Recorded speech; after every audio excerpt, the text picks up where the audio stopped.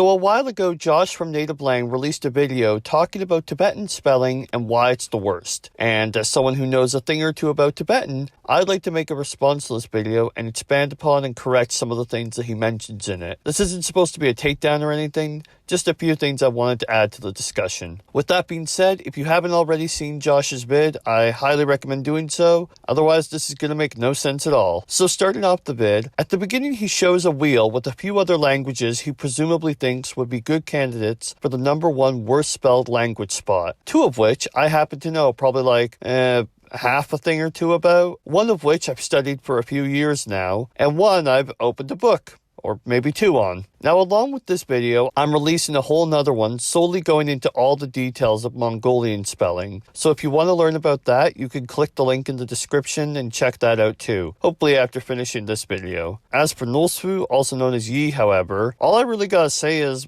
why is it even on this wheel? Nolsfu is a language that used to have a logographic script similar to Chinese before it was simplified in 1974, so that now there's only one character for every possible syllable. And that's about the end of it. There's a lot of characters, sure, but no variation or complications. I mean, I guess remembering a lot of characters is tough, but like, there's nowhere near as many as Chinese or Japanese, and as someone who has studied both of those, I would much rather have to deal with a lot of characters with a perfect one-to-one correspondence than bad historical spelling on the level of Tibetan or Mongolian. So yeah, Nolsu, not bad, get it out of this vid. Just wanted to say that. With that out of the way, let's get to talking about Tibetan. And before we talk about any of Josh's points specifically, I'd like to get one thing out of the way first. Josh's pronunciation and transcriptions of Tibetan in this vid aren't the best. Now, I'm not blaming the guy or throwing shade or anything. Criticizing the pronunciation of someone who isn't a native speaker or likely even studied the language before is just low-hanging fruit, and I normally wouldn't bring it up. But I do feel here the incorrectly transcribed and or pronounced words give a false impression that things are worse than they are. Take these words that he transcribes as all being pronounced too. He's not wrong that these are all pronounced the same, but they're actually pronounced with an unaspirated, and often voiced, retroflex stop. Now, I've looked at his sources, and it seems the book he was using showed this all with a dot under the T, which seems easy enough to miss. However, in addition to this, at a point earlier in the video, Josh pronounces the word yeti as yachi, with what sounds like some kind of alveopalatal or post-alveolar affricate in the second syllable, when it should, once again, be a retroflex stop. Now, like I said before,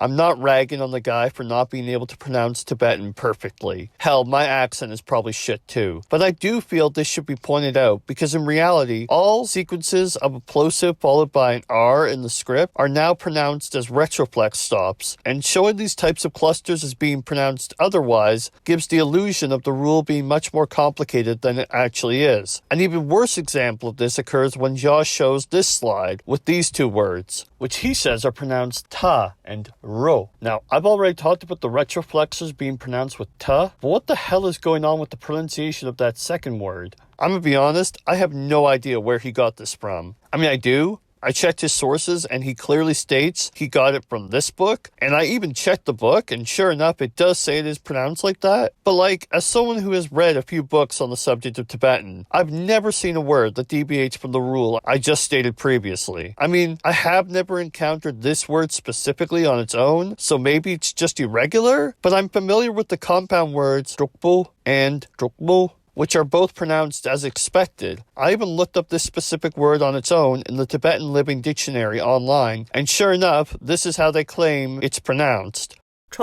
So no fault here on Josh's part, he's just getting his information from a book that he assumes to be a good source, and hell, for all I know it may be, but in this specific case, it seems there may have been a typo, or maybe that is a special pronunciation only used in certain contexts. I'm not sure, but yeah, point made. Let's move on to what Josh actually has to say about Tibetan. Now, for the convenience of this video, I'm going to just summarize here what appear to be Josh's main points in order in which they appear in the video, and then we can tackle them one after another. The The points are, the way syllables are arranged can be confusing. There are silent letters, many of which influence the pronunciation of remaining sounds. Clusters of letters can make whole new sounds. Silent letters at the beginning of one syllable can reappear when prefixed with another syllable. And finally, Tibetan is old. So let's break these down and then we'll move on from there. First, the way syllables are arranged can be confusing. Josh states that Tibetan can, quote, stack consonants, it can flip consonants, it can clump together masses of consonants, end quote. And yeah, this is all true. Tibetan isn't written strictly linearly. Instead, letters are assembled in syllable blocks. You know what else does that?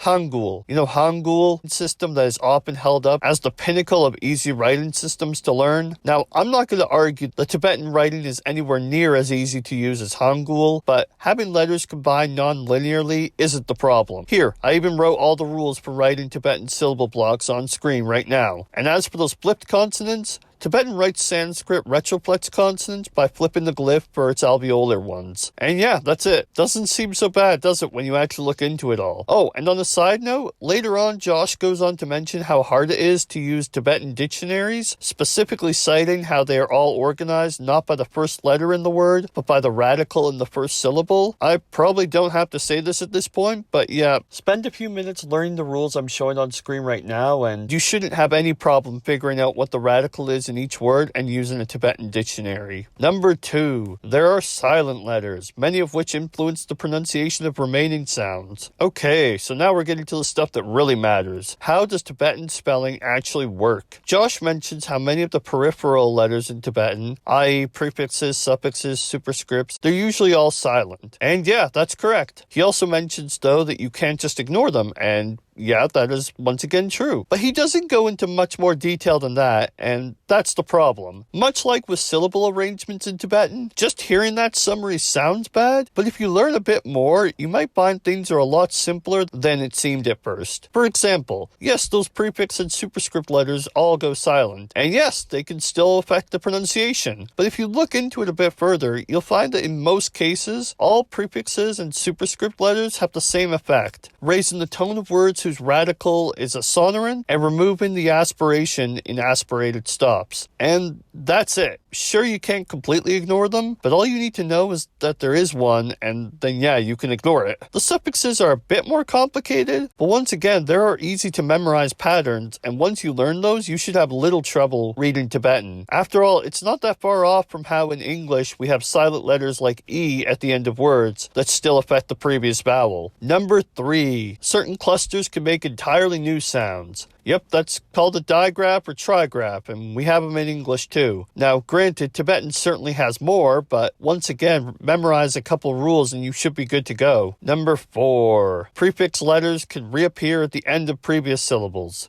Yeah, this is true. It's not very common, and it's pretty intuitive too. Just, if the previous syllable has no coda, use the prefix of the following syllable in that word as the coda. Honestly, not too hard to remember. And finally, 5, Tibetan is old. So what? I could make a spelling system that would be all of 2 seconds old, and it could be the worst thing to ever grace this earth. What really matters is the system itself. And I hope you've started to see now that for all its reputation, Tibetan spelling isn't that bad. And yeah, that's that. I'd like to wrap this all up with a quote from the beginning of Josh's bid, where he is talking about why Thai isn't that bad of a script. Quote, "There's something regular and predictable about it, especially for the reader," end quote. And to be honest, I think this sums up Tibetan pretty good as well. Tibetan spelling is awful. Nearly every syllable has at least 1 or 2 seemingly completely random silent letters that you as the writer simply have to memorize. But as the reader, it may seem daunting at first, but learn a couple very generalized rules and you'll be reading Tibetan in no time. Of course, there are exceptions and other smaller rules, but nearly every language has those. Is Tibetan the worst though with all that? Well, if you haven't already, I recommend checking out my video where I go over that very topic and also talk about a possible competitor in Mongolian. That once again is linked down below, and if you have already watched it, or even if you don't plan to, I'll still say thanks for watching. Hope to see you around where I don't know what I'll be doing next, but it'll probably be language related.